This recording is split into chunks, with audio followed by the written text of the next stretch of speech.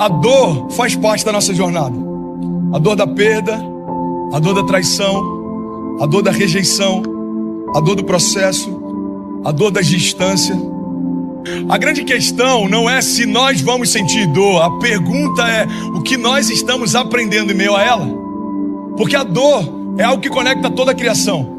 Jesus não foi poupado dela, e às vezes a gente tem uma expectativa de que Deus nos poupe daquilo que não poupou nem ao próprio Jesus.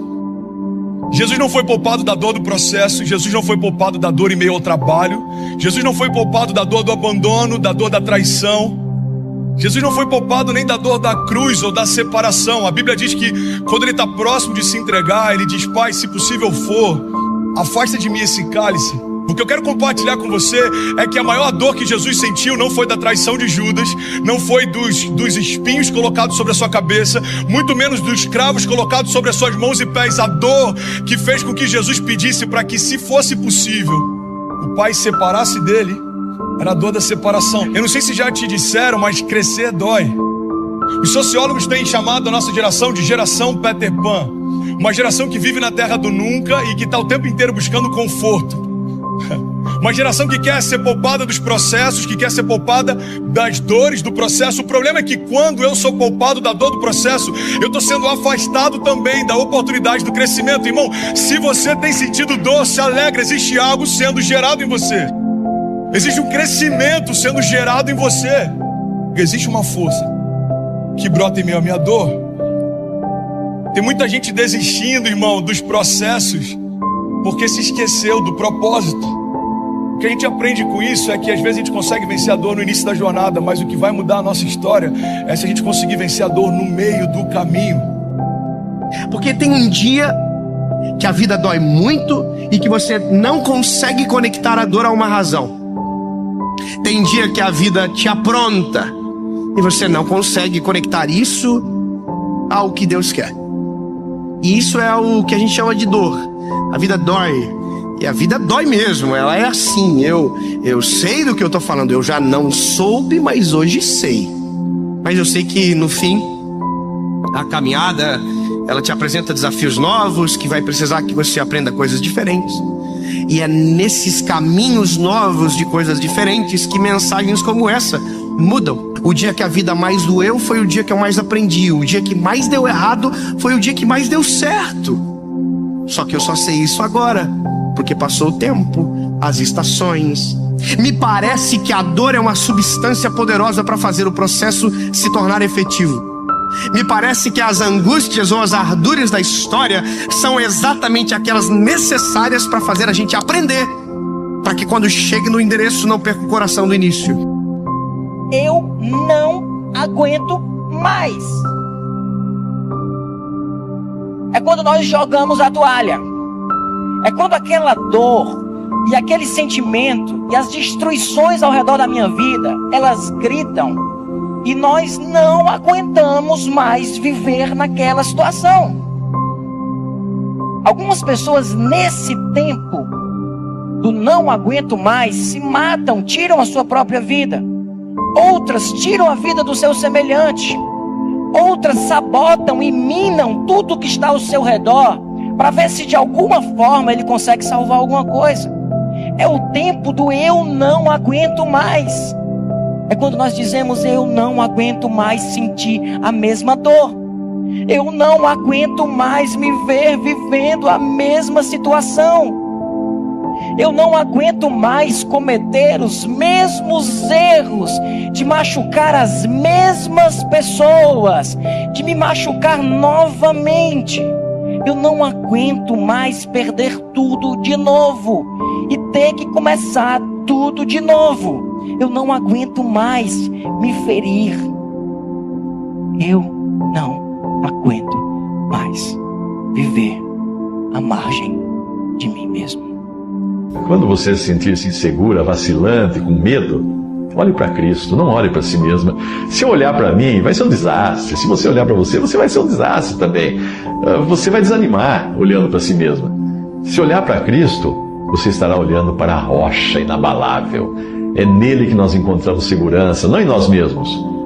Farinha de trigo. Você gosta de comer farinha de trigo? Crua. De jeito nenhum. Óleo, beber um copo de óleo, sal, uma colher de sopa de sal, uau, fermento, intragáveis ao paladar. Mas coloque tudo isso junto, misture muito bem, bata, amassa, sove, dê soco em tudo isso, coloque no fogo. Qual o resultado? Um delicioso pão. Assim é com os ingredientes da nossa vida aqui. São intragáveis quando engolidos separados e crus. Mas no final nós encontraremos o verdadeiro sabor que Deus tinha reservado para nós lá na glória. Os dias vão se passando, você tenta até manter a fé, mas parece que as coisas não mudam. Você de repente frequenta ou até chegou a ir em uma missa, um culto, para ver se algo mudava. Mas um vazio angustiante continua no seu coração. Como tatuagem, parece que essa apatia tomou conta do seu espírito. Para onde quer que você vá, para onde quer que você olhe, o que quer que você faça, você não consegue se libertar desse estado de ânimo. E o pior é que, pelo fato de estar já um bom tempo se sentindo assim, você foi se acostumando a ser uma pessoa assim. Mas você precisa se lembrar que nem sempre foi assim. Quando criança, você tinha ânimo, disposição, você brincava de tudo, era inclusive uma criança muito ativa, tinha alegria, ria bastante. Você cresceu e algo não saiu do jeito que você esperava. E isso criou um trauma, um bloqueio profundo dentro de você.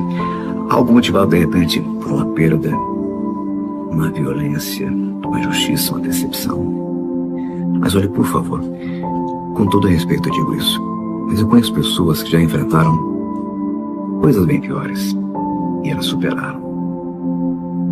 Se reencontraram com a alegria, com a fé, pois entenderam que a felicidade não é um sentimento, e sim uma escolha que você precisa fazer. A escolha. Você precisa escolher não mais permitir que tudo isso roube seu ânimo, a sua disposição, a sua alegria. Você precisa, na verdade, escolher não mais resumir toda a sua vida nessa experiência negativa que você teve. Você precisa escolher não mais se comportar dessa maneira. Fábio, eu me sinto sem forças para reagir, meu irmão. Eu não tenho mais ânimo mesmo, eu não consigo levantar desse buraco, eu não consigo seguir em frente. Sabe o que está te impedindo? O fato de você se concentrar apenas nas coisas erradas. Eu fiz um mau negócio no passado, perdi todo o meu dinheiro, sujei meu nome, o nome também das pessoas que eu amava. Tive cobradores batendo na minha porta constantemente. Pensei que meu mundo realmente fosse desabar. Estava ali no fundo do poço. Percebi que a minha agonia aumentava dia após dia, pois eu ficava noite e dia e noite me perguntando: por que, Deus? Por que comigo? Por que comigo? Eu só queria sustentar a minha família, mais nada, Deus. Por que, Senhor? Me senti uma vítima, um pobre coitado. Foi quando eu entendi que isso só estava apenas me fazendo ficar girando, dando voltas, sem sair do lugar. Eu ali dentro de um poço, olhava em volta e só via terra, terra por todos os lados, terra. Foi então que eu olhei para cima e vi luz. E conscientizei que eu precisava então me concentrar apenas nessa luz. Fixar os meus olhos nessa direção. Às vezes vinha uma vontade de voltar para os lados, mas eu lutava firmemente contra essa vontade e seguia concentrado, focado na luz. Se olhasse para o lado, eu sabia que ia ficar desanimado de novo. Então fui olhando para cima, só para cima. Estava o meu nome sujo, mas e aí? Fazer o quê? Tinha perdido tudo. Pensei, ia adiantar o quê? Ficar chorando, remoendo tudo isso dia após dia. Percebi que Deus tinha uma razão maior para tudo aquilo e comecei a crer que Ele realmente iria me restaurar e restituir. E assim foi. Quando dei por mim, não estava mais no fundo do poço.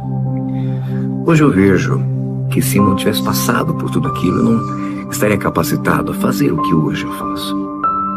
A minha vida financeira foi se equilibrando, minha vida hoje tem mais razão, mais sentido, mais significado. Não sou o mesmo que era antes. Sou mais forte, mais resistente. E com você também acontecerá a mesma coisa. Então, por favor, pare de olhar para os lados. Comece a olhar apenas para cima, a direção da luz. Pare de olhar para tudo que tem deprimido você. Pare de olhar para tudo que tem feito você sentir uma pessoa sem sorte, um pobre coitado. Pare de remoer os problemas, de reviver a toda hora, a todo instante o que aconteceu. Essa tristeza, essa apatia, essa agonia não nasceram com você. Você que de repente em algum momento deixou tudo isso entrar e fazer parte da sua identidade, mas hoje é o dia da sua libertação. A única coisa que está te aprisionando, fazendo você sofrer desse jeito, não é o que você passou, ou de repente é a sua situação de momento, mas é para onde você tem olhado. A dor não é um problema, o problema é viver algo vazio. A dor é um ótimo servo, ela serve você para que você seja cauteloso, mas ela é um péssimo mestre, porque ela vai definir quais são os seus limites e até onde você pode ir. Quantas coisas você teria deixado de viver se você tivesse parado quando algo começou a doer? Que é muito melhor a dor do crescimento do que a dor da atrofia. Irmão, eu prefiro doer, sentir dor porque estou crescendo, do que sentir dor porque parei de crescer. Você está comigo? Se a dor é quem começa a me liderar, eu só vou fazer aquilo que não dói. E aí eu não acesso a maturidade, porque eu preferi ficar numa zona de conforto. Vai doer o processo? Vai, então não quero. Vai doer o processo? Não, então eu não quero. O problema é que quando eu aborto o processo, eu aborto um milagre. Quando eu aborto o processo, eu aborto a promessa.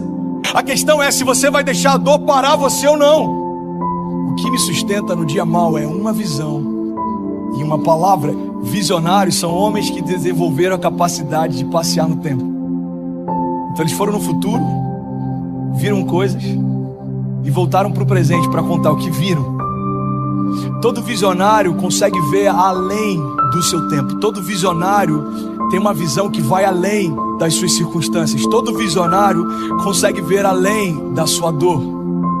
Porque tinha dor na construção da arca, mas existia uma visão que fazia com que Noé não parasse. Tinha dor durante a jornada de Pedro, em meio a cativeiros e prisões, mas existia uma visão que fazia com que ele suportasse a sua dor. Você está num trabalho que você não faz o que você gostaria de fazer, você não está descansando como você gostaria de descansar, mas quando você lembra da sua família, você continua fazendo o que tem que ser feito. Porque a visão da sua família e do propósito pelo qual você faz o que faz é o que sustenta você no meio do processo. Irmão, se eu me esquecer da visão que Deus me deu para fazer o que eu faço, no primeiro combate, no primeiro conflito, eu paro de fazer o que eu estou fazendo. Por que tem gente que alcança o sucesso profissional e ainda assim se sente vazio? Porque não existe nada pior do que um sucesso completamente vazio de propósito. Você foi criado para criar algo eterno.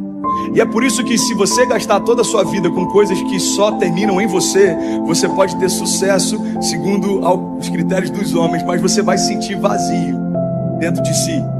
Estou muito fraco, eu estou cansado, eu não suporto mais isso.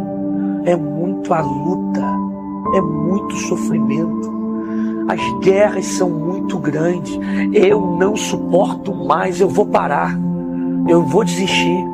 Eu não quero mais, eu não suporto, eu não aguento mais. Não é assim que você fala? Não é assim que você está se sentindo? Não é isso que você tem dito para Deus? Eu não suporto mais, eu estou fraco, fraca, eu já não tenho mais forças. Há um tempo em que é preciso. Esse tempo é um tempo da dor, é um tempo da desesperança. É o tempo da angústia. É um tempo do eu não aguento mais. Algo precisa acontecer na minha vida. Algo precisa mudar. Eu preciso abandonar as roupas usadas, que já têm a forma do meu corpo. Eu preciso esquecer os meus caminhos, que me levam sempre para os mesmos lugares. E se você está dando esse suspiro dizendo, eu não aguento mais, eu queria dizer para você que você não está sozinho. Você não está sozinho. Pessoas e histórias falam de você. Não importa o que você tenha feito. Não importa que pecados você tenha cometido. E muitas vezes eu errei. Muitas vezes eu não fui fiel como deveria. Mas Ele nunca deixou de ser fiel a mim.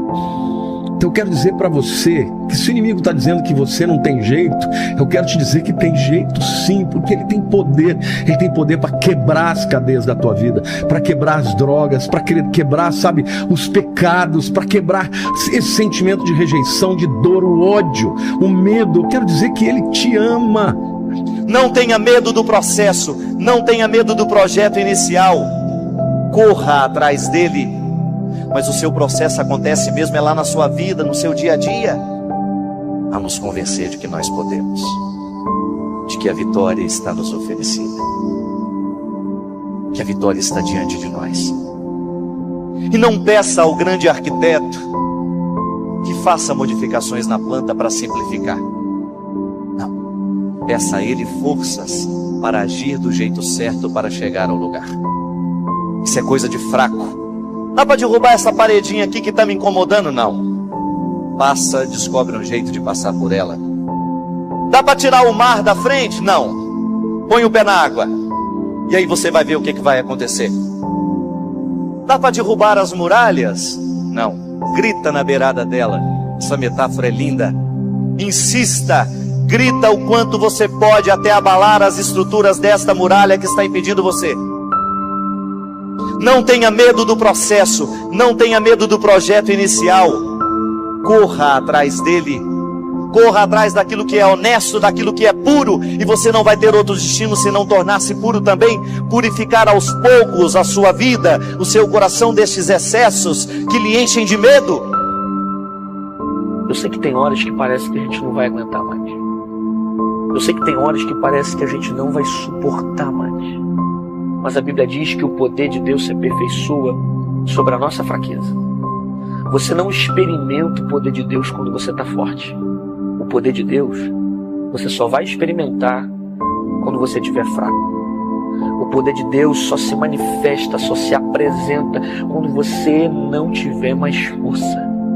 É isso que Deus disse para Paulo, quando ele disse: Senhor, 3 vezes eu pedi para que arrancasse o espinho da carne, o Senhor não tirou. E Deus disse para ele: Paulo, a minha graça te basta, porque o meu poder se aperfeiçoa sobre as suas fraquezas. Eu sei que você está fraco, eu sei que tem hora que você não suporta, mas é nesse momento que o Espírito de Deus vai se apresentar a você e vai te fortalecer e vai fazer com que a força dele se manifeste em meio às suas fraquezas. Por isso que o mesmo Deus disse: diga ao fraco, eu sou forte. Não é que você é forte, é que o Deus que habita dentro de você é forte. Ele vai te fortalecer, vai te dar ânimo para você permanecer de pé no meio dessas adversidades. Seja pela dor ou seja pelo amor, tem que servir como motivação para você. Você tem que buscar aquilo, você não pode deixar aquilo te derrubar, você tem que usar isso como força. E fazer as coisas com verdade, com intensidade, com fé. E quando você faz assim, você conquista. Seja você quem for, seja qual for a posição social que você tenha na vida, a mais alta ou a mais baixa, tenha sempre como meta muita força, muita determinação e sempre faça tudo com muito amor e muita fé em Deus. Que um dia você chega lá. De alguma maneira, você chega lá. Seu pior inimigo é a natureza pecaminosa que está em você, que tenta todo dia te levar para longe de Deus. Dentro de você tem 2 naturezas, a carnal e a espiritual. A que você mais alimenta é aquela que vai prevalecer sobre a sua vida. Então, pior do que o diabo é a natureza pecaminosa que está em você. Essa natureza corruptível, essa natureza adâmica que veio de Adão, que tenta sempre nos levar para longe de Deus. Essa é pior. Pior é o teu eu, pior é essa natureza carnal que tenta sempre ser mais orgulhosa, mais vaidosa, nos levar para longe de Deus, que não quer perdoar, que não quer amar. Isso que é pior.